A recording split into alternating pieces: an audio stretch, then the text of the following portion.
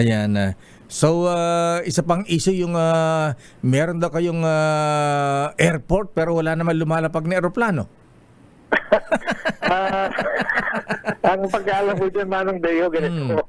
Kasi po, taon-taon yata, may dumadating na pondo na, sige nang extend, sige nang improvement daw, gagawin daw international airport. Nakakatawa po yan kasi paano pag dumating ang turista rito sa amin? Halimbawa, meron kang dumating na 200 na pasahero galing sa Hong Kong. Sinong iaalis namin dito sa Marinduque? Mahinang kita ng mga tao rito.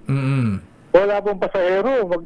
Siguro, standby ng aeroplano muna sa airport. Kaya sana po, matigil yan. Matigil kasi dati naman po kaming binababa ng aeroplano rito bago mag-COVID. Nung malagyan po ng NOTAM, natural, walang biyahe. Kaya po lalakarin ko kagad na maibalik yung aming biyahe rito kasi napakahirap po kapag may na-aksidente, kailangan ng medical attention. Tapos sa Lucena. Ako po, bago makarating ng Manila, 8 oras.